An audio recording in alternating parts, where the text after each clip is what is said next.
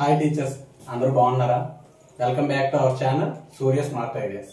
మనం ఎప్పుడు అని ఎదురు చూస్తున్న నోటిఫికేషన్ ఆల్రెడీ మొన్న 20 ఏప్రిల్ తారీఖున వచ్చేసింది.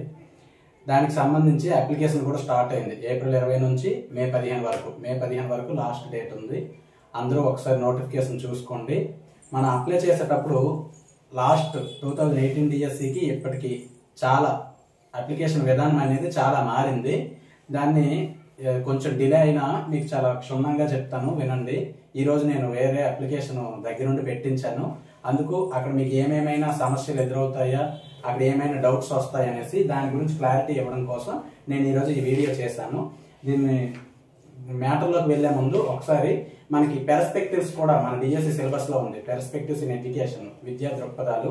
దానికి సంబంధించి మనం ఏ బుక్ చదివినా, ఏ మెటీరియల్ చదివినా, లేకపోతే తెలుగు అకాడమీ విద్యా దృక్పథాలు అనే బుక్ కూడా ఉంది. ఆ బుక్ చదివినా కూడా మనం చదివేస్తాం, కానీ రేపు ఎగ్జామ్లో ఎలా క్వశ్చన్ ఇస్తాడు అనేది చాలా మంది అస్సలు గెస్ చేయలేకపోతున్నారు. కొంతమంది చేయగలుగుతున్నారు, కొంతమంది చేయలేకపోతున్నారు.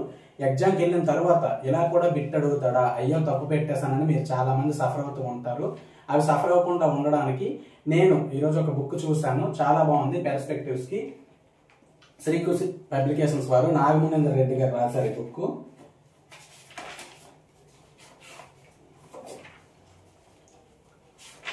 నాగమనేందర్ రెడ్డి గారు రాశారు శ్రీకృషి పబ్లికేషన్స్ విద్యా దృక్పథాలు. ఈ బుక్ చాలా బాగుందండి. ఇక్కడ టాపిక్ వైజ్ ఇక్కడ ఆల్రెడీ మీకు సిలబస్ ఇచ్చాడు. సిలబస్ ఇచ్చి ప్రతిదానికి అట్లీస్ట్ 600 బిట్స్, ప్రతిదానికి ప్రాక్టీస్ బిట్స్. అందులో చాలా రకాలుగా కమిటీస్ మీద అవనియండి, భారతదేశ విద్యారంగ చరిత్ర అవనియండి, వాటన్నిటి మీద చాలా క్షుణ్ణంగా ప్రతి లైన్ టు లైన్ బిట్స్ లాగా ఇందులో ఇచ్చారు. ఇది చాలా బాగుంది. నేను ఆల్రెడీ కొన్ని చేశాను.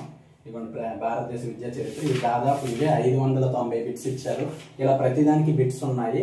మీరు ఈ బుక్ ని పర్చేజ్ చేయాలనుకునే వారు స్క్రీన్ మీద నెంబర్లు కనిపిస్తాయి. ఆ నెంబర్కి కాల్ చేసి తీసుకోండి. మేడం గారు ఛానల్ ఏది చూసారంటే సూర్య స్మార్ట్ ఐడియాస్ ఛానల్ అని చెప్పండి. సూర్యకళ మేడం గారు అని పేరు చెప్పండి. మీకు షిప్పింగ్ ఛార్జెస్ ఉండవు. వాళ్ళు మీ అడ్రస్కే పోస్ట్ చేస్తారు ఈ బుక్ ని. నెక్స్ట్ మనం అసలు మ్యాటర్లోకి వచ్చేద్దాము. ఇప్పుడు అప్లికేషన్ పెట్టేటప్పుడు లాస్ట్ టైంకి ఇప్పటికి చాలా మారింది కాబట్టి ఫస్ట్ మనం వెబ్సైట్ ఏంటంటే apdsc.apcfsc అని ఉంటుంది. మీరు ఏపీడిఎస్సి అని కొట్టండి చాలు, ఫస్ట్ ట్యాబ్ ఓపెన్ అవుతుంది ఏపీడిఎస్సి. అందులోకి వెళ్ళేసరికి మనకి ఇటు సైడ్ ఇక్కడ ఇటు సైడ్ ఉంటుంది రిజిస్టర్ అని. రిజిస్టర్ అయ్యేటప్పుడు ఎలా రిజిస్టర్ అవ్వాలి ఏంటి అనేది ఫస్ట్ ఆధార్ నెంబర్ అడుగుతుంది. మన name, father name, mother name, date of birth, mobile number ఎప్పుడు కూడా మీరు ఎంటైర్ డిఎస్సి సెలెక్ట్ అయ్యి జాబ్ లో జాయిన్ అయినంత వరకు కూడా అదే మొబైల్ నెంబర్ అనేది కంటిన్యూ అవుతుంది. సో అందుబాటులో ఉన్న నెంబర్ ఫాదర్ అవనివ్వండి, మదర్ది అయినా అవనివ్వండి, మన ఓన్ మొబైల్ నెంబర్ అయినా కానీ, ఇంతకు ముందు టెట్కి ఇచ్చాము ఆ నెంబరే ఇవ్వాలని అదేం లేదు. ప్రెజెంట్ అందుబాటులో ఏ నెంబర్ అయితే ఎక్కువ టైం వాడుతామో, ఆ సిమ్ పారేమో అని అనుకునే వాళ్ళు దాన్ని వాడాలి. ఆ నెంబర్ ఇక్కడ ఇవ్వండి. దానికే మీ యూజర్ ఐడి, పాస్వర్డ్ కూడా మెసేజెస్ రూపంలో వస్తాయి. ఓటీపీస్ అన్ని కూడా దానికే వస్తాయి. నేమ్స్ ఎలా అంటే ఆధార్లో ఎలా ఉన్నా కానీ ఎస్ఎస్సిలో ఎలా అయితే ఉంటుందో మన నేమ్, స్పేస్ ఉంటే స్పేస్, స్పెల్లింగ్ తో సహా మన నేము, మన ఫాదర్ నేము, మన మదర్ నేము, ప్రతిదీ కూడా ఎస్ఎస్సి బేస్ చేసుకొని ఇవ్వాలి. ఆధార్ నెంబర్ ఎలానో ఇస్తారు, date of birth, mobile number అవి ఇస్తారు. మీకు ఓటీపీ వస్తుంది. అది ఎంటర్ చేయగానే మీకు యూజర్ ఐడి, పాస్వర్డ్ అనేవి వచ్చేస్తాయి. తర్వాత యూజర్ ఐడి, పాస్వర్డ్ వచ్చిన వెంటనే ఫోటో సిగ్నేచర్ అప్లోడ్ చేయమని చెప్తుంది. ఫోటో ఉండి ఫోటో కిందనే సిగ్నేచర్ ఇక్కడే ఇలా రెండు వేరువేరుగా చేయకూడదు. రెండు ఒకదానిలోనే తీసుకొని స్కాన్ చేసుకొని అందులో మీరు అప్లోడ్ చేసేది. కింద డిక్లరేషన్ లో టిక్ చేసేసి వెళ్ళిపోవాలి. తర్వాత మీకు క్వాలిఫికేషన్స్ అడుగుతారు. క్వాలిఫికేషన్స్ అడిగేటప్పుడు ఫస్ట్ స్టార్టింగ్ టైలే ఏముంటదంటే 4th to 10th వరకు, ఇలా 4th to 10th వరకు స్టడీస్ అడిగేస్తారు. 4th ఏ డిస్ట్రిక్ట్, 5th ఏ డిస్ట్రిక్ట్, అలా అప్ టు 10th వరకు ఏ డిస్ట్రిక్ట్ అని. అయితే మనకి లోకల్ ఎలా వస్తుంది అనేది ఆల్రెడీ మేడం గారు ఇంతకు ముందు వీడియోలో మీకు చెప్పారు. లోకల్ దేని బేస్ చేసుకుని ఇస్తారంటే 4th to 10th ఎన్ని టోటల్ 7 years. 7 years లో ఎనీ 4 years ఒకే డిస్ట్రిక్ట్ లో ఉండాలి. ఎనీ 4 years ఒక డిస్ట్రిక్ట్ లో ఉండాలి. ఒక డిస్ట్రిక్ట్ లో ఉండేటప్పుడు ఆటోమేటిక్ గా కిందన యు ఆర్ బిలాంగ్ టు అక్కడ డిస్ట్రిక్ట్ అనేది వచ్చేస్తుంది. 4 years ఏ డిస్ట్రిక్ట్ అయితే ఎంటర్ చేస్తారో ఆ డిస్ట్రిక్ట్ ఉంటుంది. దాని పట్ల మీకు చాలా మంది డౌట్స్ కూడా ఉన్నాయి. ఫస్ట్ సెకండ్ థర్డ్ అనేది కన్సిడర్ చేయరు, 4th to 10th కన్సిడర్ చేస్తారు. 3rd క్లాస్ వరకు స్టడీ లేదు సార్ పర్వాలేదు అని అంటే నో ప్రాబ్లం, 4th నుంచి 10th వరకు తప్పకుండా ఉండాలి. ఎనీ 4 years తప్పకుండా మనం ఒక డిస్ట్రిక్ట్ లో చూపించాలి. చూపించేటప్పుడు నువ్వు ఆ డిస్ట్రిక్ట్ కి లోకల్ కిందకి వస్తావు, ఆ డిస్ట్రిక్ట్ లో లోకల్ పోస్ట్ కి ఎలిజిబుల్ అవుతావు. మీరు వేరే డిస్ట్రిక్ట్ అలా చూస్ చేసుకునేటప్పుడు అక్కడ ఓపెన్ లో వస్తాయి, ఓన్లీ ఓపెన్ పోస్ట్స్ కే ఎలిజిబుల్ అవుతారు. ఇక్కడ మీరు అప్లై చేసేటప్పుడు కూడా మీకు ఇక్కడ మీ డిస్ట్రిక్ట్ లో ఎన్ని posts eligible, other district maximum posts ఏ డిస్ట్రిక్ట్ లో అవైలబుల్ గా ఉన్నాయని చూపిస్తుంది. మీకు అందరికీ తెలిసిందే మెజారిటీ పోస్ట్స్ అక్కడ అందరికీ ఎస్జిటి అయితే కర్నూలు చూపిస్తుంది. ఇక్కడ మనం ఏ డిస్ట్రిక్ట్ అయితే ఆ డిస్ట్రిక్ట్ కి రెండు కంపేర్ చేసుకొని పెట్టుకోవడమే. తర్వాత మనం అప్లోడ్ చేసేటప్పుడు చూడండి, ఇక్కడ ఎస్ఎస్సి ఇంటర్ ఇవి కామన్ గా అప్లై చేస్తారు. ఎస్జిటి వాళ్ళ వరకు, ఎస్జిటి అయితే ఇక్కడ డిఎల్ఈడి అని ఉంది కదా ఇవి. అదే స్కూల్ అసిస్టెంట్ వాళ్ళు అనుకోండి, డిగ్రీ పీజీ బిఈడి వరకు కూడా టీజీటీ పీజీటీ వీళ్ళందరూ ఉంటారు కదా, వీళ్ళైతే అవి టిక్ చేయాలి ఎస్ఎస్సి పాస్ డా అని.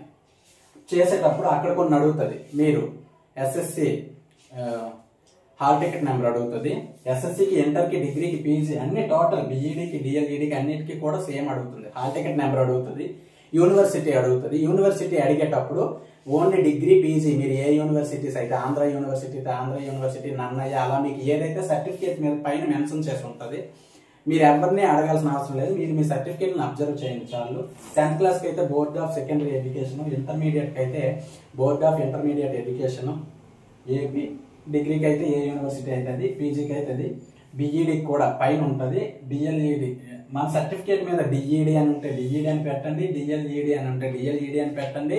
మన సర్టిఫికేట్ మీద ప్రతి సబ్జెక్ట్ నేమ్ కూడా ఉంటుంది. చాలా మంది డౌట్స్ అడుగుతున్నారు, ఫిజిక్స్ ఫిజికల్ సైన్స్ అలా. మన సర్టిఫికేట్ చూసేటప్పుడు దాని మీద ఏముంటే అది. నెక్స్ట్ లాంగ్వేజెస్ అడుగుతుంది, ఫస్ట్ లాంగ్వేజ్ సెకండ్ లాంగ్వేజ్ అని. ఫస్ట్ లాంగ్వేజ్ 10th వరకు ఎప్పుడు కూడా ఫస్ట్ లాంగ్వేజ్ మనకి మన మదర్ టంగ్ అనేది తెలుగు ఉంటుంది. ఇంటర్ నుంచి వచ్చేసరికి ఫస్ట్ లాంగ్వేజ్ ఎప్పుడు కూడా ఇంగ్లీష్ ఉంటుంది. సెకండ్ లాంగ్వేజ్ తెలుగు అయితే తెలుగు, మీ సర్టిఫికేట్ లో చూస్తే తెలుస్తుంది. తెలుగు అయితే తెలుగు, సంస్కృత్ అయితే సంస్కృత్, హిందీ అయితే హిందీ అలా తీసుకునే వాళ్ళు సెకండ్ లాంగ్వేజ్ ఉంటుంది. అలా డిగ్రీలో కూడా అడుగుతుంది. నెక్స్ట్ డిగ్రీలో కూడా ఇంటర్లో కూడా ఆప్షనల్ సబ్జెక్ట్స్ అనే అడుగుతుంది. ఇంటర్లో స్టార్ మార్క్ ఉన్న వాటికి పెట్టుకోండి, అదర్ దాన్ ఇంకేదైతే పక్కన ఉండేటప్పుడు 4th ఆప్షన్ అనేది మీరు లాంగ్వేజ్ పెట్టుకోండి. ఆల్రెడీ ఇంగ్లీష్ పెట్టున్నారు అనుకోండి, తెలుగు పెట్టేసుకోండి. మనకి ఆల్రెడీ మన సర్టిఫికేట్ లో ఉంటుంది. స్టార్ మార్క్ ఉన్నది మాత్రం మ్యాండేటరీగా ఫిల్ చేయాలి. స్టార్ మార్క్ లేనిది ఫిల్ చేయకపోయినా అప్లికేషన్ అనేది అవుతుంది. యూనివర్సిటీ అయిపోయింది. పర్సంటేజ్ ఆఫ్ మార్క్స్ ముందుగానే మీరు పర్సంటేజ్ మార్క్స్ అనేది కట్టించుకొని ఒక దగ్గర రాసుకోండి. అన్ని నేను ఇప్పుడు ఏదైతే చెప్పానో hall ticket, passing year, university name, తర్వాత హాల్ టికెట్ నెంబర్ అయిపోయింది, మార్క్స్ ఇప్పుడు పర్సంటేజ్ లో ఉంటే సరిపోద్ది. ఇవి మెయిన్. మీడియం ఒకటి అడుగుతుంది, తెలుగు మీడియమా ఇంగ్లీష్ మీడియమా అనేసి, అవి ఉంటే సరిపోద్ది. First language second language group subjects అడుగుతుంది.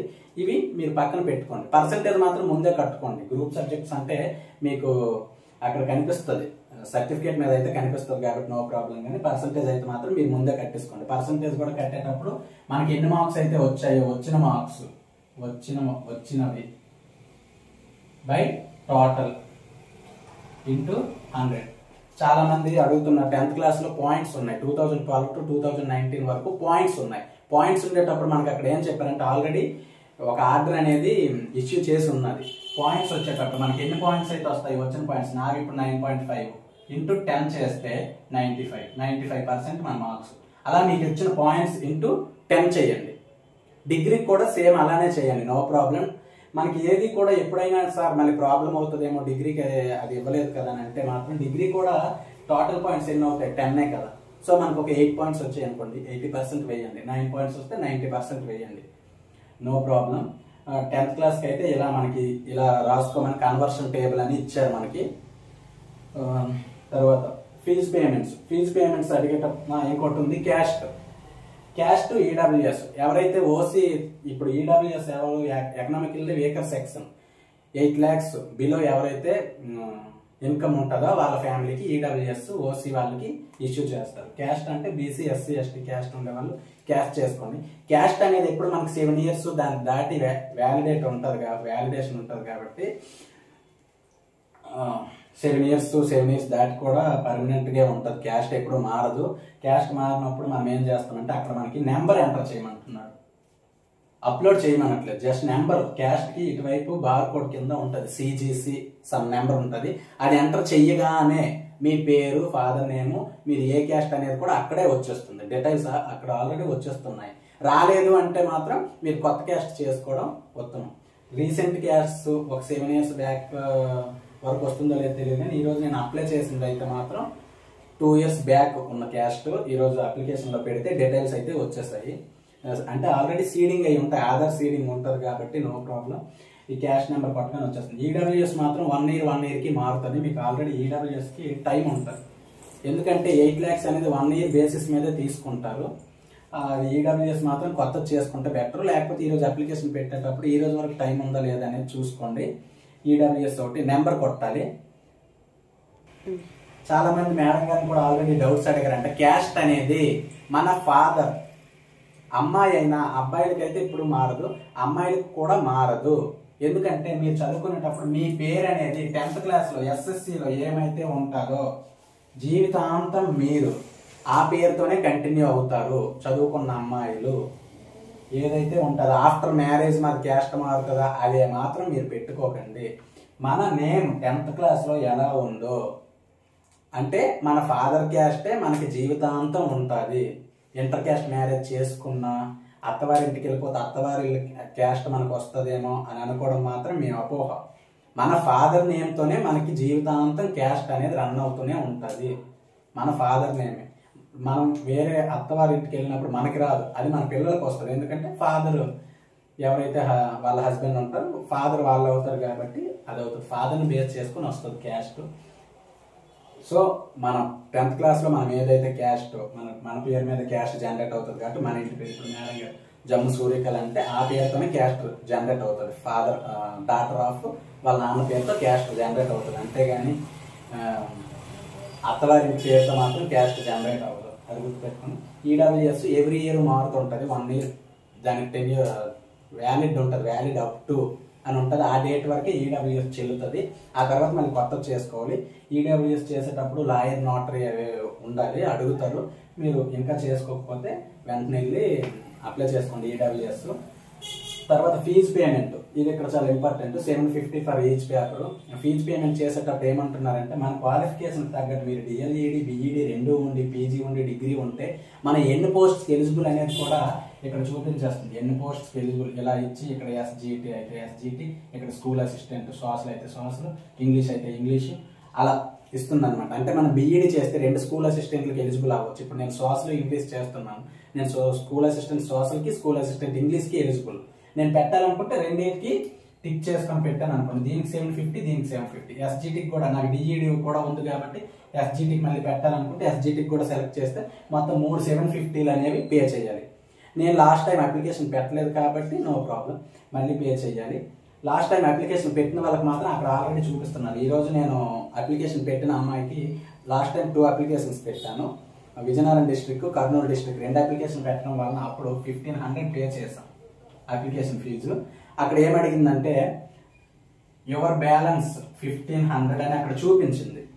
ఇప్పుడు ఓన్లీ విజయనగరం ఎస్జిటికి, ఓన్లీ విజయనగరంకి అప్లై చేసినప్పుడు ఒక టిక్కే చేశాను కాబట్టి 750 ఇందులోంచి కట్ అయింది. ఇంకా రిమైనింగ్ బ్యాలెన్స్ 750 అని కూడా చూపించింది అక్కడే. కాకపోతే ఒక అప్లికేషనే పెట్టాం, విజయనగరంలో మాత్రమే పెట్టాం. ఫీజు పేమెంట్ ఏం చెల్లించలేదు. లాస్ట్ టైం ఎవరైతే అప్లికేషన్ డిఎస్సికి పెడతారో వాళ్ళకి మాత్రమే ఇది.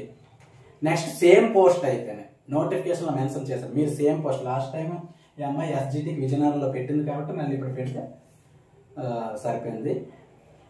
మీరు అది ఒకటి చూసుకోవాలి.